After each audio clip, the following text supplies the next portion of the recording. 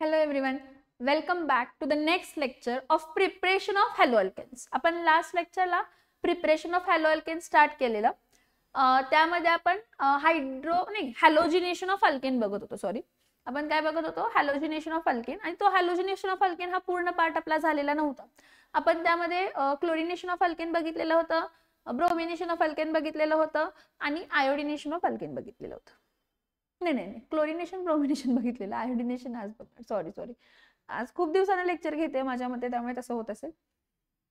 So iodination of alkane आपण आज काय करायचंय तर बघायचंय. आणि मी तुम्हाला लास्ट टाइम पण सांगितलेलं की आयोडिनेशन ऑफ अल्केनला थोडा टाइम लागणार, त्या आपण आयोडिनेशन आपण अल्केन आपण नेक्स्ट लेक्चरला बघूया. ठीक आहे.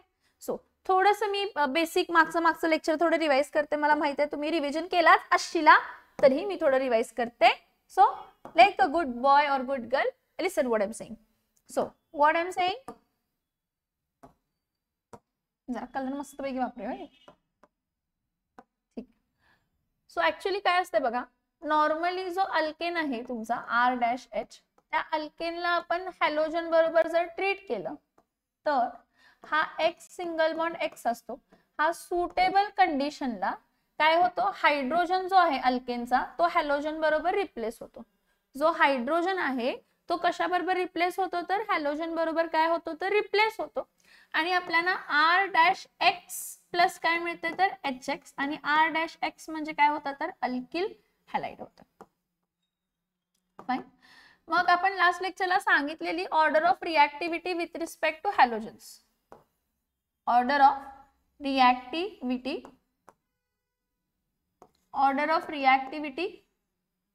With respect to halogens. आता जसं मी तुम्हाला लास्ट लेक्चरला सांगितलेलं होतं, ऑर्डर ऑफ रिएक्टिव्हिटी मध्ये जो फ्लोरीन आहे तो हायली रिएक्टिव्ह असतो, त्यापेक्षा कमी रिएक्टिव्ह क्लोरीन, त्यापेक्षा कमी रिएक्टिव्ह कोण असतो तर ब्रोमिन, त्यापेक्षा कमी रिएक्टिव्ह कोण असतो तर iodine. So since fluorine is highly reactive आणि रिएक्शन हायली एक्झोथर्मिक आणि एक्सप्लोजिव्ह आहे, त्यामुळे आपण डायरेक्ट फ्लोरिनेशन करत नाही. क्लोरिनेशन ऑफ अल्केन आपण करतो, फ्री रॅडिकल मेकॅनिझम फॉलो करते. कोणता मेकॅनिझम फॉलो करते? फ्री रॅडिकल मेकॅनिझम फॉलो करते. आणि फ्री रॅडिकल मेकॅनिझम आहे म्हणजे यूव्ही लाईट किंवा सनलाईट लागते. आणि आपण बघितलं की chlorination of alkane he chain reaction जाते. म्हणजे एखादा अल्केन जेव्हा क्लोरीन बरोबर रिएक्ट करतो in presence of UV light, तर त्याला मोनोक्लोरो अल्केन मिळते. परत हा मोनोक्लोरो अल्केन क्लोरीन बरोबर रिएक्ट करून डायक्लोरो अल्केन देते. परत डायक्लोरो अल्केन क्लोरीन बरोबर रिएक्ट करून ट्रायक्लोरो अल्केन, अशी सिरीज ऑफ रिएक्शन होतात जे की अनडिझायरेबल आहे. आणि तुम्हाला मोनोक्लोरो अल्केनच मेजर प्रोडक्ट पाहिजे. मग त्या केसमध्ये जर तुम्हाला मोनोक्लोरो अल्केन मेजर प्रोडक्ट पाहिजे तर त्या केसमध्ये तुम्ही अल्केन कसा घेताय? एक्सेस मध्ये घेताय. अल्केन एक्सेस मध्ये घेतल्यामुळे मॅक्सिमम अल्केन हा क्लोरीन बरोबर रिएक्ट होऊन अल्किल क्लोराइड मिळतं. काय मिळतं? अल्किल क्लोराइड मिळतं आणि मोनोक्लोरो अल्केन मिळतं म्हणजे. आणि फॉर्मेशन ऑफ डायक्लोरो, ट्रायक्लोरो, टेट्राक्लोरो हे काय होतं तर अवॉइड होतं किंवा कमी होतं. ठीक आहे.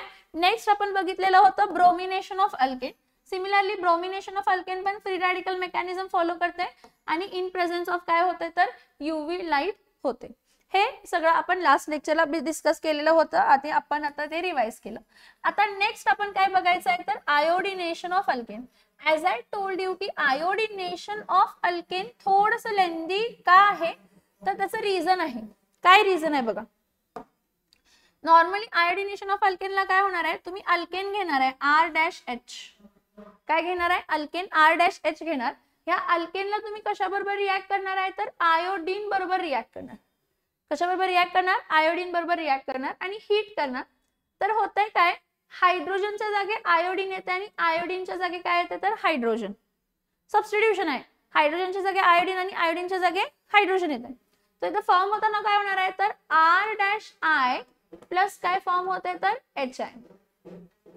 RI प्लस काय फॉर्म होते तर HI. पण हा RI जो आहे हा अल्किल आयोडाइड आहे, मान्य आहे. पण जो HI फॉर्म झालाय हायड्रोजन आयोडाइड, ह्यामुळे प्रॉब्लेम क्रिएट होतो. काय प्रॉब्लेम क्रिएट होतो किंवा काय प्रॉब्लेम आहे बघा. हा जो हायड्रोजन आयोडाइड आहे, कोण आहे? Hydrogen iodide. It is a strong reducing agent. कसला एजंट आहे हा? स्ट्रॉंग रिड्युसिंग एजंट आहे. आणि स्ट्रॉंग रिड्युसिंग एजंट असल्यामुळे तो काय करतो HI जेव्हा फॉर्म होतो तो HI परत अल्किल आयोडाइड बरोबर रिॲक्ट करून रिॲक्शनला रिव्हर्सिबल बनवतो आणि परत तुमचा Ri प्लस HI रिॲक्ट होता आणि अल्केन आणि आयोडीन देतो. डिझायरेबल असेल का रे हे? असं करून चालेल का किंवा असं होऊन चालेल का? नाही चालणार. ऍक्च्युली मी एवढी सगळी रिॲक्शन करते अल्केनला आयोडीन बरोबर रिॲक्ट करून अल्किल आयोडाइड मिळू दे म्हणून. पण अल्किल आयोडाइड मिळाला मान्य आहे, पण जो बाय प्रोडक्ट HI आहे तो स्ट्रॉंग रिड्युसिंग एजंट आहे आणि त्यामुळे त्याची ॲबिलिटी आहे त्या रिॲक्शनला परत रिव्हर्स करायची. Reducing agent means it can add hydrogen easily. So it reverses the reaction. So what we say, direct iodination of alkane. See, direct iodination of alkane. Direct iodination of alkane. Direct iodination of alkane is a reversible reaction. Direct iodination of alkane कसली reaction आहे तर reversible reaction आहे, which is undesirable. Which is what? Which is undesirable. मग अनडिझायरेबल असेल तर मला तर ह्या मेथडनं अल्किल आयोडाइड पाहिजे, पण फॉर्मेशन ऑफ HI मुळे रिॲक्शन रिव्हर्स होतीये जे की अनडिझायरेबल आहे. मग आपण काय करायचं, हे HI फॉर्म कसं करू शकत नाही किंवा हा HI फॉर्मच व्हायला द्यायचा नाही. आता हा HI जर मला फॉर्म व्हायला नाही द्यायचा असेल तर मी काय करणार आहे, so that HI doesn't forms, strong reducing agent doesn't forms on the product side, मी काय करणार आहे, रिॲक्टंट साइडला, कोणत्या साइडला, रिॲक्टंट साइडला, रिॲक्टंट साइडला म्हणजे ह्या साइडला बाळांनो, रिॲक्टंट साइडला मी काय करणार आहे, स्ट्रॉंग ऑक्सिडायझिंग एजंट यूज करणार आहे.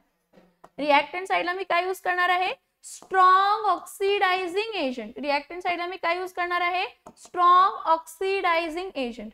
रिॲक्टंट साइडला मी काय यूज करणार आहे, रिॲक्टंट साइडला मी काय यूज करणार आहे, स्ट्रॉंग ऑक्सिडायझिंग एजंट. हे स्ट्रॉंग ऑक्सिडायझिंग एजंट करतात काय बरं, स्ट्रॉंग ऑक्सिडायझिंग एजंट कोणते कोणते आपण वापरू शकतो.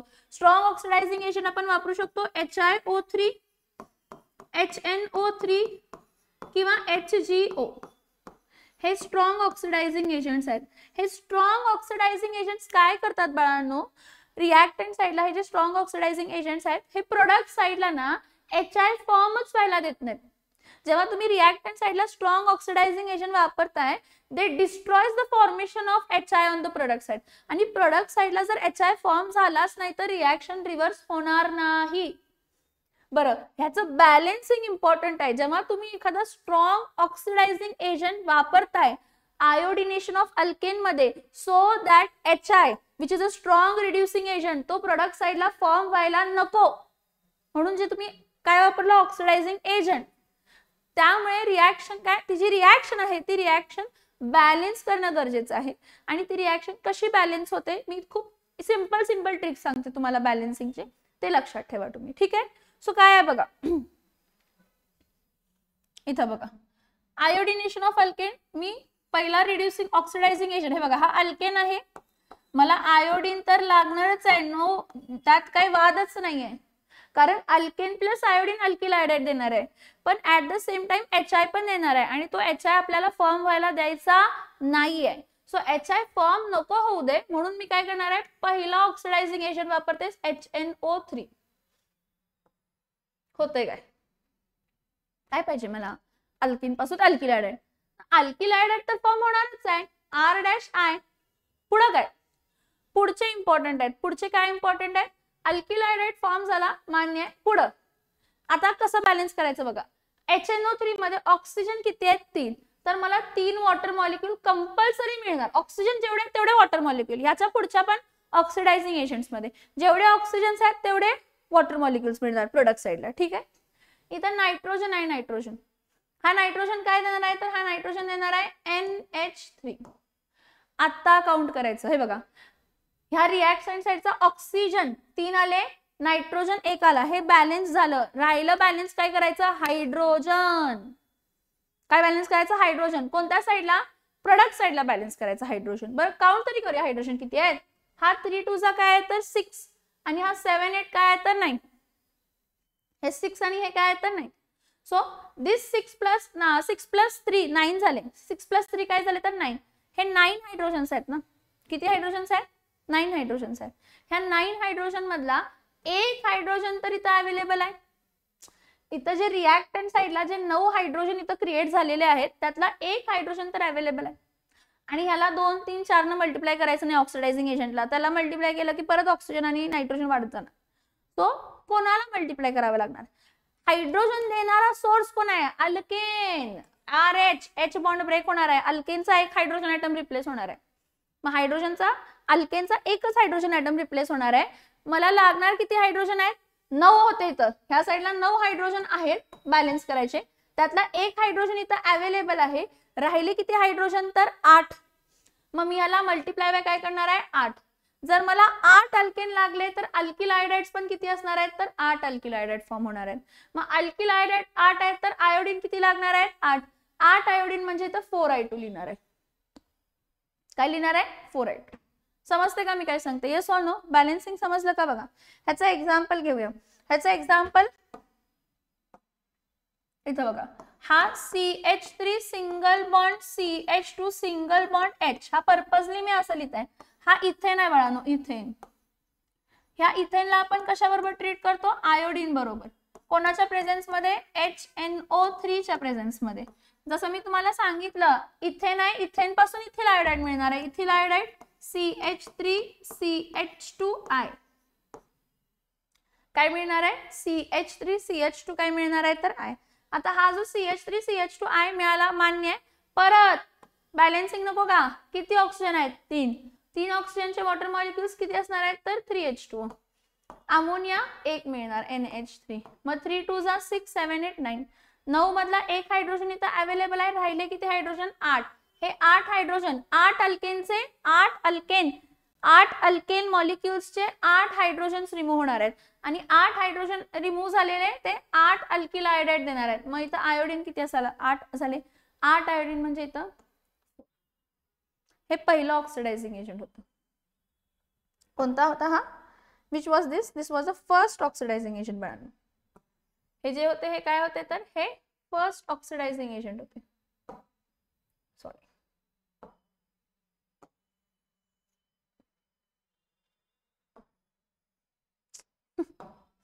जे मला पाहिजे ते होत नाही. ठीक आहे, फाईन, काही प्रॉब्लेम नाही. समजते मी काय सांगितलं? Yes or no? ह्याला जर स्मॉल साईज करायची आहे ना मला, दुसरे पण बसायला पाहिजेत ना म्हणून. ठीक आहे, हे पहिलं बॅलन्सिंग झालं. आता दुसरं बॅलन्सिंग कोणाच्या मेथडनं करायचं आहे? हे यूज केलं HNO3. आता नेक्स्ट आपण कोणतं ऑक्सिडायझिंग यूज करायचं आहे? तर बाय HiO3. आता HiO3 न कसं बॅलन्स करायचं बघा. HiO3 न कसं बॅलन्स करायचं? अल्केन घ्यायचा R-H. ह्या अल्केनला आपण कशाबरोबर रिॲक्ट करणार? आयोडीन बरोबर. आणि स्ट्रॉंग ऑक्सिडायझिंग एजंट यूज करणार आहे HiO3. हा स्ट्रॉंग ऑक्सिडायझिंग एजंट काय करणार आहे? तर प्रोडक्ट साइडला काय फॉर्म व्हायला देणार नाही. प्रोडक्ट साइडला काय फॉर्म व्हायला नाही देणार? HI फॉर्म व्हायला नाही देणार. कसं देणार नाही ते बघूया. बरं, कॉमन कन्सेप्ट तर एकच आहे की हा R- काय फॉर्म होणार आहे? तर I.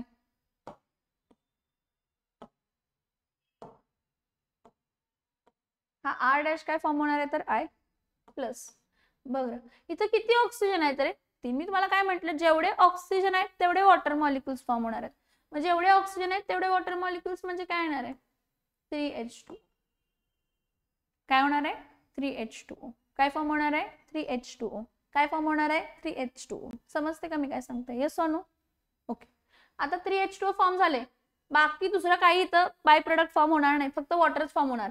HiO3 च्या केसमध्ये फक्त आणि फक्त वॉटर फॉर्म होणार आणि कोणी फॉर्म होणार नाही बाय प्रोडक्ट. मग हे 3 2 जा काय आहेत? 6 हायड्रोजन्स आहेत. 6 हायड्रोजन मधला एक हायड्रोजन इथं अवेलेबल आहे रिॲक्टंट साइडला. प्रोडक्ट साइडला 6 हायड्रोजन आहेत. त्या 6 हायड्रोजन मधला एक हायड्रोजन HiO3 मधला अवेलेबल आहे. राहिले किती हायड्रोजन? 5 लागणार आहेत. मग 5 हायड्रोजन मी कुठून घेणार आहे? तर 5 हायड्रोजन मी इथून घेणार आहे. हे 5 हायड्रोजन घेणार आहे, इथले 5 अल्केन घेणार. 5 अल्केन म्हणजे अल्किल आयोडाइड किती फॉर्म होणार आहेत? 5. मग 5 अल्किल आयोडाइड म्हणजे 5 आयोडाइड लागणार आहेत. त्या 5 आयोडाइड मधला एक आयोडीन अवेलेबल आहे. किती आयोडीन राहिले? 4. म्हणजे इथं काय येणार आहे? 2I2. काय येणार आहे? 2I2. बॅलन्सिंग समजलं का? बघा परत एकदा त्याचं एक्झाम्पल घेते. काय एक्झाम्पल आहे बघा, परत हा घेते. CH3 single bond CH2 single bond CH3. Plus iodine कोणाच्या प्रेझेन्स मध्ये HiO3 ह्याला हीट केलं, हीट करायचं असते, ठीक आहे, लिहिलेलं हीट करा. हे बघा, हा प्रायमरी कार्बन आहे आणि हा सेकंडरी कार्बन आहे, त्यामुळे ease of replacement of hydrogen atom secondary carbon पासून असणार आहे. ठीक आहे, मेजर कार्बन सेकंडरी कार्बन पासून रिप्लेस होणार आहे हायड्रोजन. ठीक, ओके फाईन. बरं, काय प्रोडक्ट मिळणार आहे मला इथं मग? CH3 single bond CH single bond CH3, इथं काय असणार आहे तर I असणार आहे.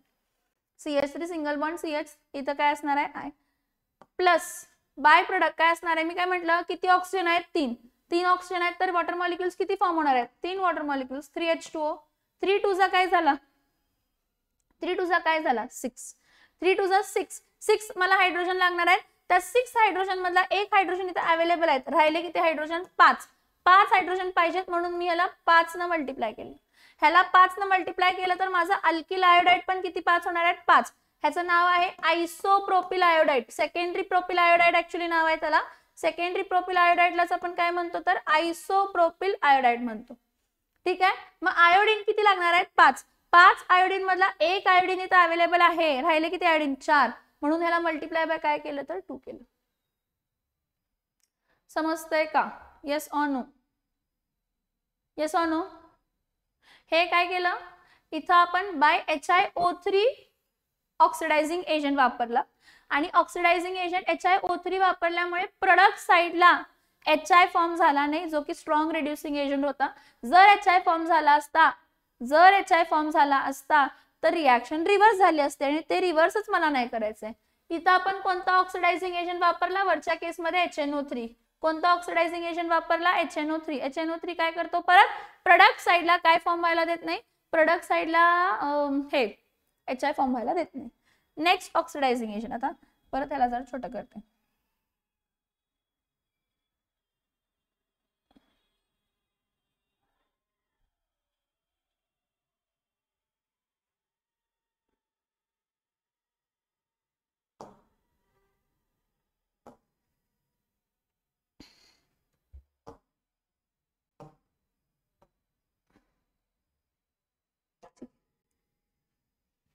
आता इथं बघा, नेक्स्ट ऑक्सिडायझिंग एजंट काय यूज करणार आहे तर बाय HgI2.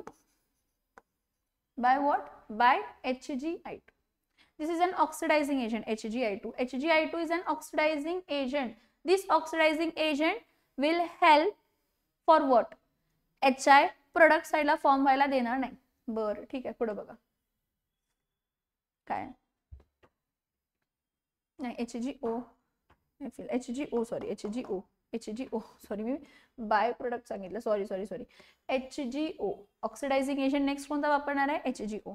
बरं, रिएक्शन काय असणार आहे? R-H अल्केन आहे.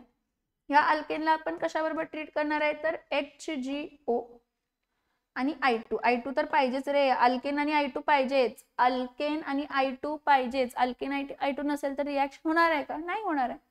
ठीक आहे, सो इथं काय येणार आहे तर R-I. HGO चं काय फॉर्म होणार आहे तर HgI2. ठीक आहे, फाईन. आता मला सांगा, ऑक्सिजन आहे ना, ऑक्सिजन मी सांगितलं तुम्हाला Hg चा HgI2 फॉर्म होणार, डायरेक्टली सांगितलं मी तुम्हाला. HGO आहे ना, Hg चं काय फॉर्म होणार आहे तर HgI2. मग मी तुम्हाला सांगितलेलं बॅलेन्सिंग ऑक्सिजन किती आहे तर रिएक्टंट साइडला 1, मग वॉटर मॉलिक्यूल 1 फॉर्म होणार, वॉटर मॉलिक्यूल H2O. बरं, इथे किती हायड्रोजन लागले? 2, आणि रिएक्टंट साइडला हायड्रोजन HGO किंवा I2 कडे नाहीये, म्हणजे जो काय हायड्रोजन आहे तो अल्केनच देणार. मग किती हायड्रोजन लागले मला? 2, त्यामुळे ह्याला मल्टिप्लाय बाय काय करणार? 2. ह्याला जर अल्केनला 2 मल्टिप्लाय करते तर अल्किल आयोडाइडला पण मल्टिप्लाय बाय 2 करते. आता अल्किल आयोडाइडला जर मल्टिप्लाय बाय 2 केले तर 2 आयोडीन आणि HgI2 बरोबरचे 2 आयोडीन, किती आयोडीन झाले? 4 आयोडीन. म्हणजे मी आयोडीनला फक्त आयोडीन जो घेतलेला आहे त्या फक्त आयोडीनला मल्टिप्लाय बाय काय करणार आहे? 2. समजतंय का? बघा, परत याचा एक एक्झाम्पल बघूया. काय घेऊया? CH3-H घेऊया. CH3-H म्हणजे हा कोण आहे सांगा? हा मिथेन आहे बाळांनो. कोण आहे हा? मिथेन. ह्या मिथेनला आपण कशाबरोबर रिॲक्ट करणार तर HGO plus I2. Actually I2 पहिला लिहायला पाहिजे मी आणि मग HGO लिहायला पाहिजे, कारण अल्केन आणि आयोडीन रिॲक्ट होतात HgO is a oxidizing agent. बरं, हा CH3 काय येणार आहे तर I, हा CH3 I येणार, तर इथं काय येणार आहे तर HgI2 प्लस काय येणार आहे H2O. मग H2O एक ऑक्सिजन होता ना, इथं एक ऑक्सिजन होता म्हणून एक वॉटर मॉलिक्यूल मिळणार आहे. मग त्या वॉटर मॉलिक्यूलला हायड्रोजन किती लागले 2, ते 2 हायड्रोजन हा आणि हा तर काय देऊ शकत नाही, देणार कोण अल्केन, त्यामुळे मिथेनला मल्टिप्लाय बाय 2 केलं. मग मिथेनला जर 2 न मल्टिप्लाय केलं तर मिथिल आयोडाइड किती मिळणार आहेत 2. मग आयोडीन किती लागले, हे 2 आयोडीन, हे 2 आयोडीन, 4 आयोडीन, 2I2. समजते? दिस इज आयोडिनेशन ऑफ अल्केन बाळांनो. This is iodination of alkane and that's why I told you it will take time. Iodination of alkane time का घेणार, कारण आपण 3 स्ट्रॉंग ऑक्सिडायझिंग एजंट्स बघतो रिएक्शन्स मध्ये. समजते का ही कन्सेप्ट बघा.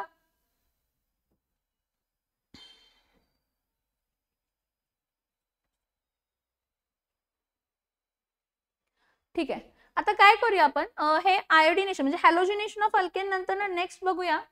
हे नंतर बघूया, हे पुढच्या म्हणजे पुढच्या लेक्चर मध्ये घेऊया. Hydrohalogenation of alkane time लागणार ऍक्च्युअली, म्हणून काय करू, एक्सप्लेन करू आताच करूया. चला ठीक. Hydrohalogenation of alkane. See the second method for the preparation of alkyl halide, the second method for the preparation of alkyl halide is hydrohalogenation of alkene. Alkene म्हणजे कोण रे, अल्किन म्हणजे carbon carbon double bond असतो, त्यामध्ये काय असतो, carbon carbon काय असतो, कार्बन कार्बन काय असतो बाळांनो, अल्किन म्हणजे कार्बन कार्बन काय असतो, अल्किन म्हणजे कार्बन कार्बन काय असतो तर डबल बॉन्ड. अल्किन म्हणजे कार्बन कार्बन काय असतो डबल बॉन्ड. जरा कलर वेगवेगळे वापरते, जरा नवीन नवीन जरा कलरफुल असं विचार करते. ठीक आहे, fine. So hydrohalogenation of alkene मध्ये सगळ्यात पहिला मी काय शब्द लिहिलेले, सिमेट्रिकल अल्किन. म्हणजे एक लक्षात घ्या की सिमेट्रिकल अल्किन आणि अनसिमेट्रिकल अल्किन मध्ये जेव्हा हायड्रोजन हॅलाइड ऍड होणार आहे, हायड्रोजन हॅलाइड HX ऍड होणार आहे बघा. Hydrohalogenation of alkene it is an addition reaction. कसली रिएक्शन आहे, ऍडिशन रिएक्शन.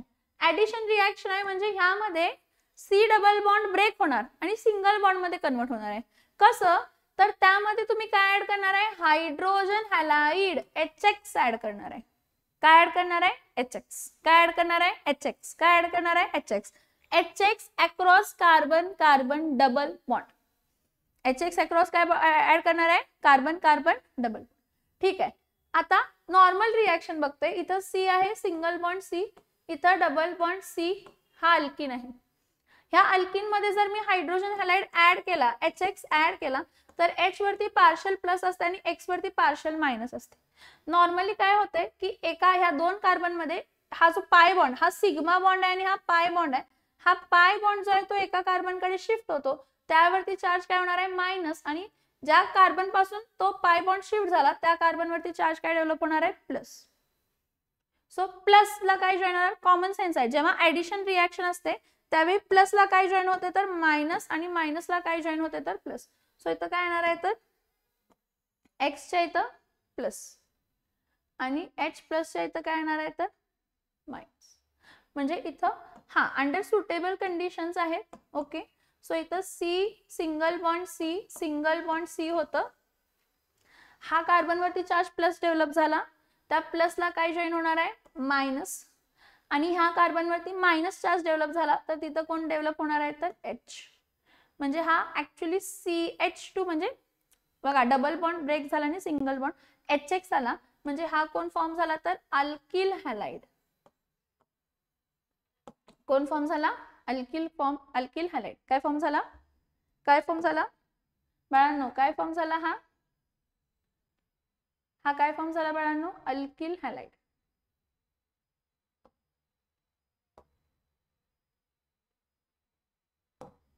समजते हा वाला ऍडिशन. ठीक आहे, आता सिमेट्रिकल अल्किन म्हणजे काय बाळांनो, सिमेट्रिकल अल्किन म्हणजे काय असते, जर carbon carbon double bond across group same असतील. मी या साईडला दाखवते. हा बघा, हा CH2 डबल बॉन्ड काय आहे तर CH2. This is a symmetrical alkene. का सिमेट्रिकल अल्किन आहे तर ह्या कार्बनला अटॅच असणारे हायड्रोजन 2, ह्या कार्बनला अटॅच असणारे हायड्रोजन 2, म्हणजे carbon carbon double bond across. Carbon carbon double bond across, इथे एक हायड्रोजन, इथे एक हायड्रोजन, इथे एक हायड्रोजन, इथे एक हायड्रोजन, सेम आहे, सिमेट्री आहे. ठीक आहे. अजून हा इथिन आहे, तसाच CH3 single bond CH, double bond CH, single bond काय असते तर CH3. हा पण सेम, सेम म्हणजे काय, हा कार्बन कार्बन डबल बॉन्ड आहे, ह्या कार्बनला एक हायड्रोजन आहे, ह्या कार्बनला एक हायड्रोजन आहे, इथं CH3 आहे, इथं पण काय आहे तर CH3. समजते का? So it is a symmetrical one.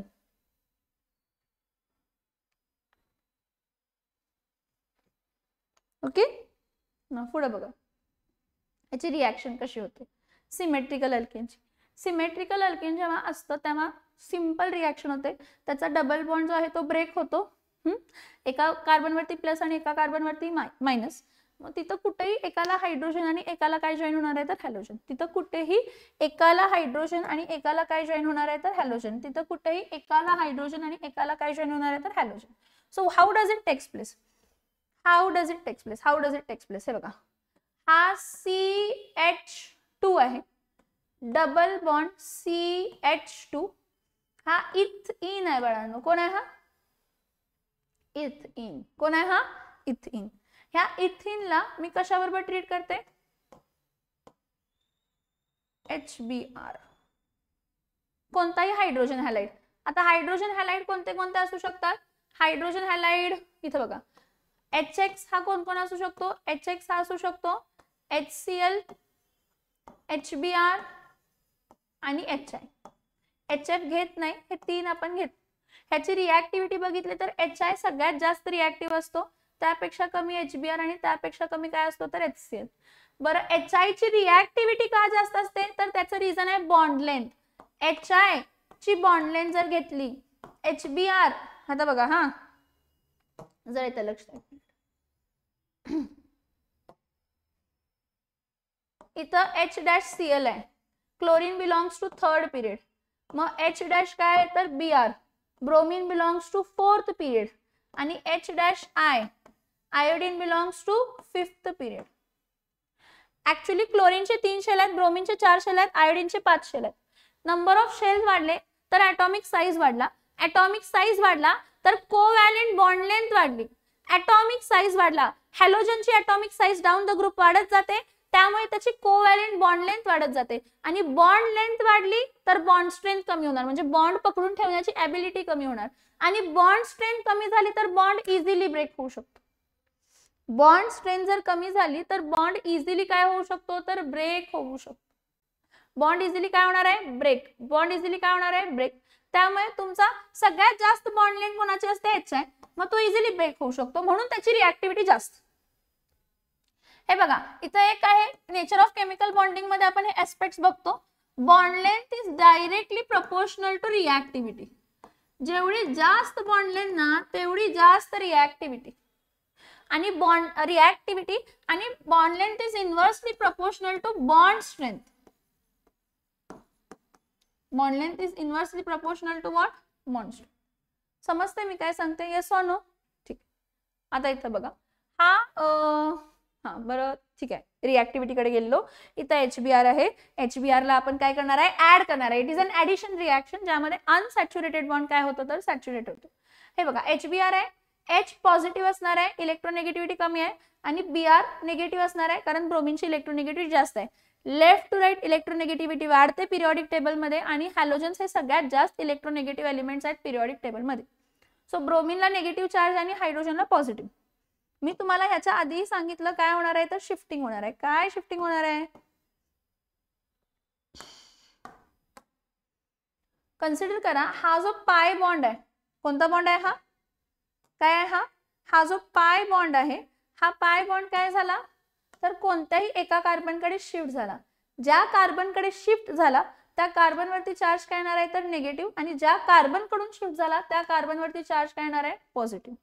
आणि मग हा पोलॅरिटी ह्यावरती डेव्हलप झालेली प्लस आणि काय आहे तर मायनस. मग मी काय म्हटलं, ऍडिशनला प्लसला मायनस जॉईन होते आणि मायनसला प्लस, म्हणजे हा जो ब्रोमीन आहे हा प्लस आहे, हा ब्रोमीन मायनस आहे, हा मायनस कशाला जॉईन होणार आहे तर प्लसला, आणि हा हायड्रोजन प्लस आहे, हा प्लस कोणाला जॉईन होणार आहे तर मायनसला. सो अंडर सुटेबल कंडिशन इथं आपण म्हणूया सुटेबल कंडिशन म्हणजे इथं आपण हीट करतो मोस्टली, ठीक आहे. इथं काय होणार आहे, हा CH2 तर आहे रे बाळा, नो, पण ह्या CH2 ला ह्या इकडच्या CH2 ला जॉईन काय झालं, ह्या CH2 ला जॉईन झालं ब्रोमीन, आणि ह्या CH2 ला हायड्रोजन जॉईन झाला. या CH2 ला काय जॉईन झाला, ह्या CH2 ला हायड्रोजन जॉईन झाला, म्हणजे काय झालं तर CH3. म्हणजे ह्याचं नाव काय असणार आहे, ह्याचं नाव असणार आहे ब्रोमो इथेन. इथं काहीही फरक पडला नाही, कारण अल्किन सिमेट्रिकल होतं, त्यामुळे कुठेही हायड्रोजन आणि हॅलोजन ऍड होऊ शकतो. सिमेट्रिकल अल्किन्स जर असतील, सिमेट्रिकल अल्किन्स जर असतील तर कुठेही हायड्रोजन आणि कुठेही हॅलोजन ऍड होऊ शकतो across carbon carbon double bond.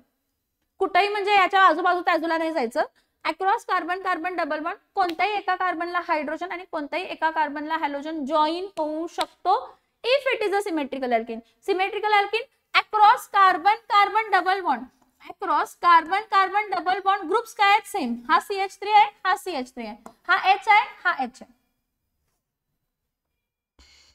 समजते का, येस और नो? मला अजून एक एक्झाम्पल दाखवायचं, मग मी जरा छोटं करते.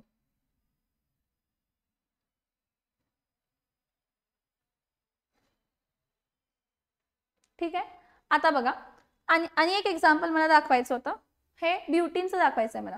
Butene but dash 2-ENE second पोझिशनला डबल बॉन्ड आहे, CH3 single bond CH double bond CH single bond CH3. ह्याला कशाबरोबर ट्रीट करणार आहे तर HCl, कशाबरोबर ट्रीट करणार आहे HCl, आणि ह्याला हीट करणार. परत हायड्रोजन वरती चार्ज पॉझिटिव्ह असतो, क्लोरीन वरती चार्ज निगेटिव्ह असतो. हायड्रोजन वरती चार्ज पॉझिटिव्ह, क्लोरीन वरती चार्ज काय असतं निगेटिव्ह. ठीक आहे, फाईन. हा आता मी काय म्हटलं, हा सिमेट्रिकल आहे रे, काय हा डबल बॉन्ड सिमेट्रिकल आहे. सिमेट्रिकल आहे त्यामुळे कोणत्याही एका साईडला जर पाय बॉन्ड शिफ्ट झाला तर ज्या साईडला पाय बॉन्ड, ज्या कार्बनला पाय बॉन्ड शिफ्ट झाला त्यावरती चार्ज काय येणार आहे निगेटिव्ह. ज्या कार्बन कडून शिफ्ट झाला त्यावर काय येणार आहे पॉझिटिव्ह. मग मी काय म्हटलं, प्लसला काय जॉईन होणार आहे, प्लसला काय जॉईन होणार आहे मायनस, प्लसला काय जॉईन होणार आहे मायनस. हे बघा, प्लसला काय जॉईन होणार आहे मायनस, हा मायनस कोणाला जॉईन झाला तर प्लसला, आणि ह्या मायनसला हा काय जॉईन होणार आहे तर प्लस. म्हणजे हा प्रोडक्ट कसा फॉर्म होणार आहे, CH3 सिंगल बॉन्ड CH, ह्याला क्लोरीन जॉईन झाला, परत सिंगल बॉन्ड CH2 कारण तिथं हायड्रोजन जॉईन झाला, एक हायड्रोजन जॉईन झाला इथं. ठीक आहे, समजते. इथं H आणि इथं एक हायड्रोजन जॉईन झाला, आणि इथं काय येणार आहे तर परत CH3, काय येणार आहे परत CH3. ह्याचं नाव काय, हा फर्स्ट, हा सेकंड, हा थर्ड, आणि हा काय तर फोर्थ. सो याचं नाव काय येणार आहे तर ह्याचं नाव येणार आहे 2-क्लोरो. सेकंड पोझिशनला क्लोरीन आहे, टोटल कार्बन 4 आहे, 2-क्लोरो काय असणार आहे तर हा ब्युटेन. हा फर्स्ट कार्बन, हा सेकंड कार्बन, हा थर्ड कार्बन, हा फोर्थ कार्बन. हे बघा, हा CH मी तुम्हाला बॉन्ड दाखवला, इथं CH2 पण लिहू शकताय.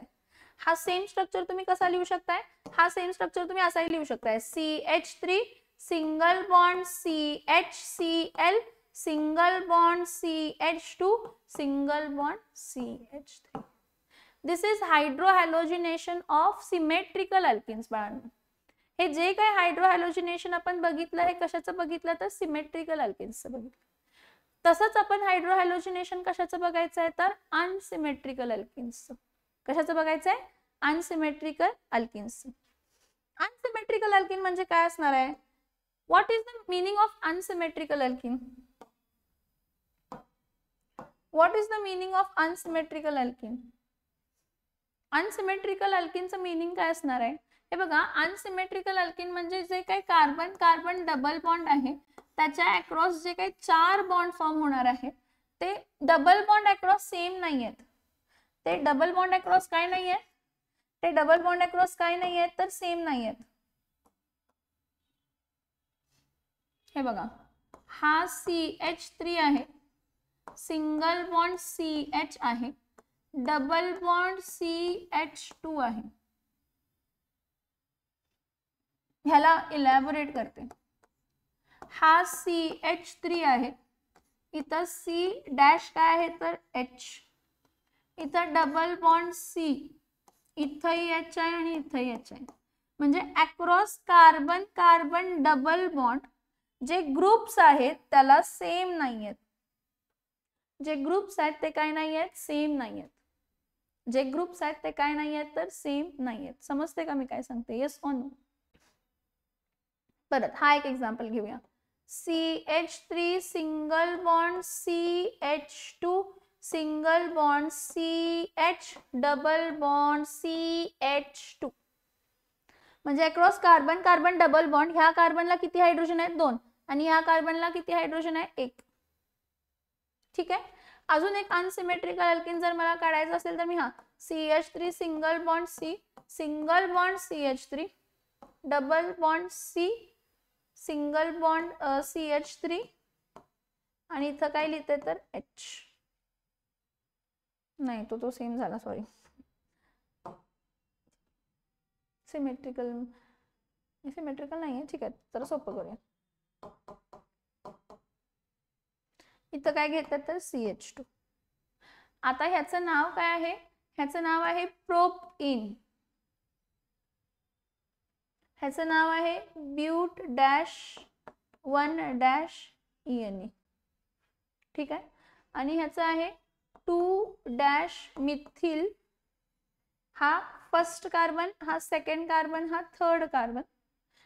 2 डॅश मिथिल, सेकंड पोझिशनला मिथिल आहे. 2 डॅश मिथिल ह्याचं नाव काय आहे तर प्रोपीन. हे बघा, हे IUPAC नेम झालं. ह्याचं कॉमन नेम काय असणार आहे? ह्याचं कॉमन नेम आहे आयसोब्युटिलिन. ह्याचं कॉमन नेम काय आहे तर आयसोब्युटिलिन. कॉमन नेम काय याचं? आयसोब्युटिलिन. कॉमन नेम काय याचं? आयसोब्युटिलिन. समजतं मी काय सांगितलं? हे अनसिमेट्रिकल अल्किन्स आहेत. अनसिमेट्रिकल अल्किन म्हणजे across carbon carbon double bond groups वेगळे असणार आहेत. Across carbon carbon double bond काय असणार आहेत? ग्रुप्स वेगळे असणार आहेत. बरोबर. ह्यामध्ये ऍडिशन कसं होते जरा बघूया आपण. इथं बघा, अनसिमेट्रिकल अल्किनला हा CH3 single bond CH double bond C, इथं H आहे आणि इथं H आहे. इथं जर मी हायड्रोजन हॅलाइड ऍड केला HX, काय ऍड केला? Hydrogen halide.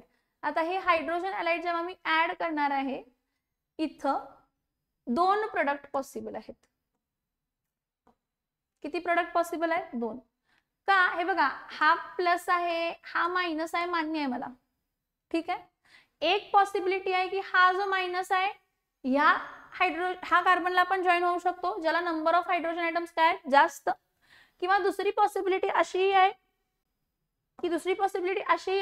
की हा जो हॅलोजन आहे हा ह्या कार्बनलाही जॉईन होऊ शकतो, जिथं नंबर ऑफ हायड्रोजन आयटम्स कमी आहेत. म्हणजे पॉसिबिलिटी प्रोडक्टची 2 आहेत. कोणती 2 प्रोडक्टची पॉसिबिलिटी आहे बघा? एक प्रोडक्टची पॉसिबिलिटी अशी आहे की हा CH3 सिंगल बॉन्ड, हे बघा, हा कलर बघा, कुठं हायड्रोजन, इथं हायड्रोजन ऍड झालाय. ठीक आहे.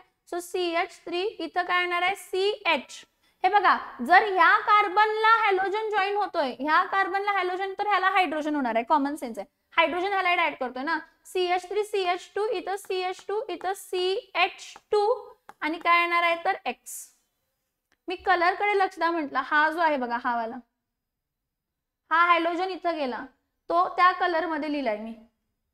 ठीक आहे. दुसरी पॉसिबिलिटी काय आहे की हा जो हॅलोजन आहे हा ह्या कार्बनला पण जॉईन होऊ शकतो. सो जर हा हॅलोजन ह्या कार्बनला जर जॉईन होत असेल तर हायड्रोजन ह्या कार्बनला जॉईन होणार, हा वाला ह्या कार्बनला जॉईन होणार. सर ह्याचा प्रोडक्ट काय असणार आहे तर हा ह्या कलर मध्ये लिहिते, जो आहे त्या कलर मध्ये, CH3 सिंगल बॉन्ड CH, इथं H सिंगल बॉन्ड, इथं काय येणार आहे तर X, इथं काय येणार आहे तर CH3. म्हणजे हा जो फॉर्म झाला हा काय फॉर्म झाला? 2 डॅश हॅलोप्रोपेन फॉर्म झाला. आणि हा जो फॉर्म झाला हा काय फॉर्म झाला तर 1 डॅश हॅलोप्रोपेन फॉर्म झाला. काय फॉर्म झाला? 1 डॅश हॅलोप्रोपेन फॉर्म झाला. नाव हियर इन दिस केस, जेव्हा अनसिमेट्रिकल अल्किन असते आणि ज्यामध्ये आपण हायड्रोजन हॅलाइड ऍड करतो, त्यावेळी त्यातला मेजर प्रोडक्ट कोण कोण मेजर प्रोडक्ट कोण काय फाइंड करायचं आपल्याला मेजर प्रोडक्ट ह्यातला मेजर प्रोडक्ट कोण हा आपण कशाने फाइंड करतो ह्यातला मेजर प्रोडक्ट कोण हा कशाने फाइंड करतो तर हा मेजर प्रोडक्ट कोण हा मार्कोनिकॉफ्स रूल न फॉलो करतो कोणत्या रूल न फाइंड आउट करतो मार्कोनिकॉफ्स रूल कोणता रूल मार्कोनिकॉफ्स रूल कोणता रूल मार्कोनिकॉफ्स रूल समजते का मी काय सांगते कोणत्या रूलना सांगतो तो मार्कोनिकॉफ्स रूल एकच मिनिट बाळांनो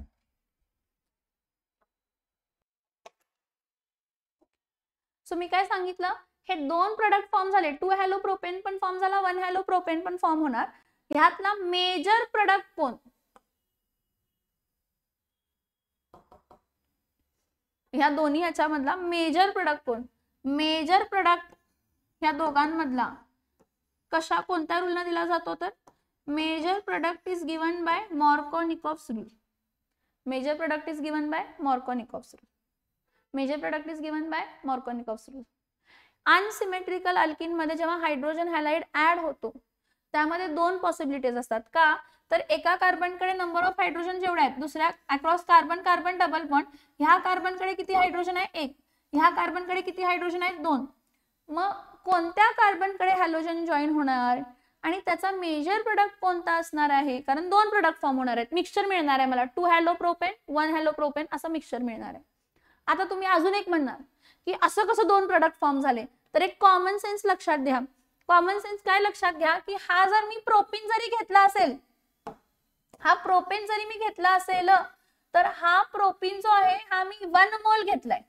जेव्हा मी एखादी रिएक्शन घेते तर मी मिनिमम कन्सिडरेशन 1 मोलचं करतेय समजण्यासाठी आता हा प्रोपेन जो आहे हा प्रोपेन जर मी 1 मोल घेतलाय किती घेतलाय 1 मोल तर 1 मोल ऑफ प्रोपेन म्हणजे प्रोपेनचे मॉलिक्युल्स किती आहेत त्यामध्ये ॲव्होगॅड्रोज नंबर इतके 6.022 into 10⁻23 प्रोपेन मॉलिक्युल्स आहेत 6.022 into 10⁻23 प्रोपेन मॉलिक्युल्स आहेत बाळांनो किती मॉलिक्युल्स आहेत 6.022 into 10⁻23 प्रोपेन मॉलिक्युल्स आहेत हा मग त्या प्रोपेन 6.022 into 10⁻23 प्रोपेन मॉलिक्युल्स मधले कन्सिडर करा की 80% तुम्हाला एक मेजर प्रोडक्ट म्हणून मिळणार 80% मी असं सांगते फक्त ह्याचं फॉर्म्युला आहे फाइंड करायचं 80% तुम्हाला मेजर प्रोडक्ट दोघांमधला कोणता तरी एक मिळणार आणि दुसरा जो आहे तर 6.022 into 10⁻23 पार्टिकल्स मधल्या 20% तुम्हाला काय मिळणार आहे तर मायनर प्रोडक्ट मिळणार आहे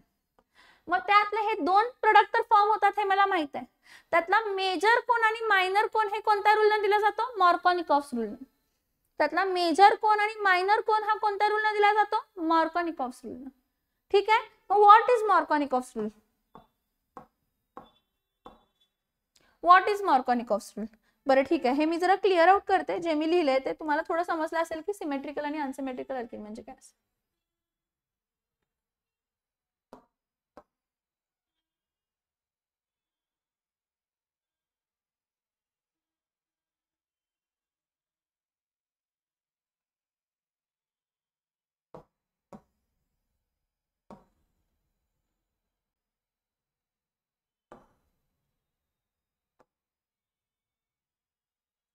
पहिला रिएक्शन बघूया unsymmetrical अल्किनची major product Markovnikov's rule प्रमाणे दिला जातो मग तो मेजर प्रोडक्ट कोण असतो आणि कसा असतो हे बघा तेच घेते प्रोपेनच घेते हा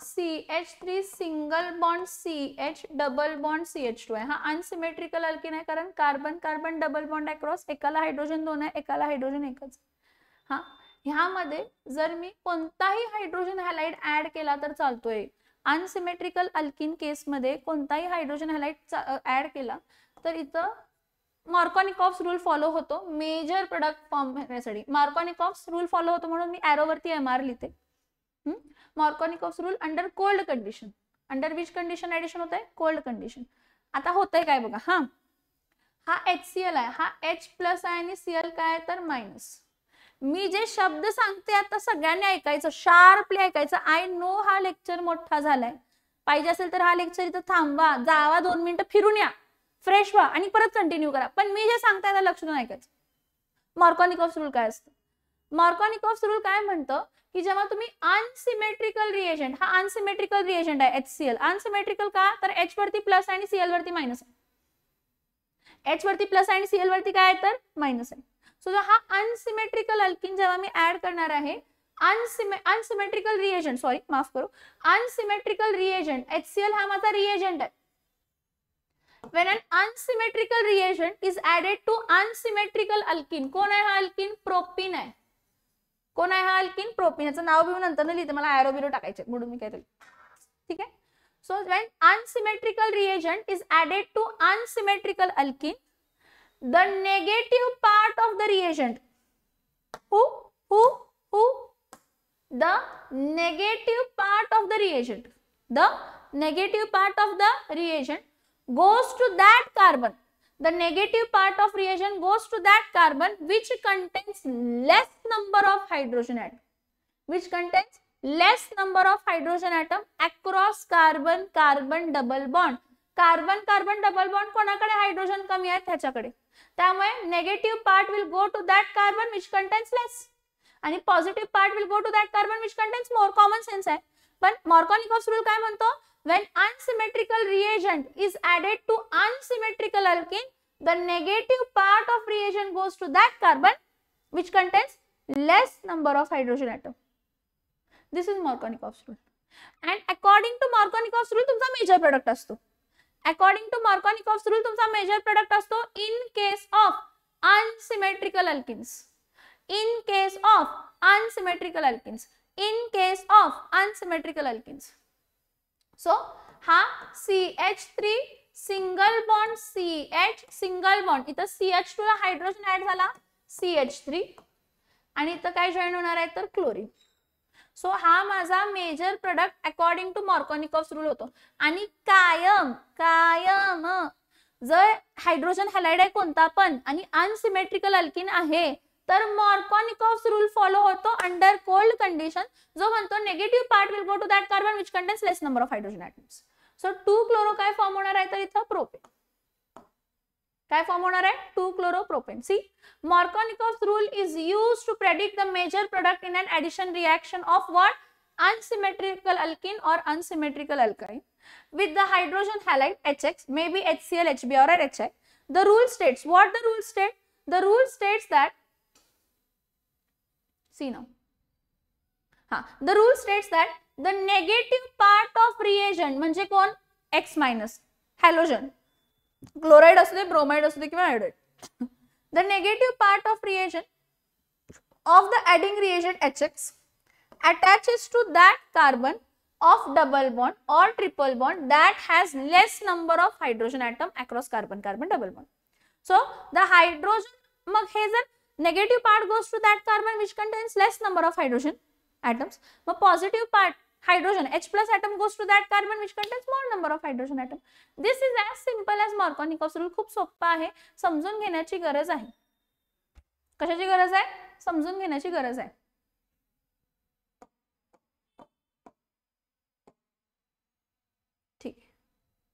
हे समजले का बघा.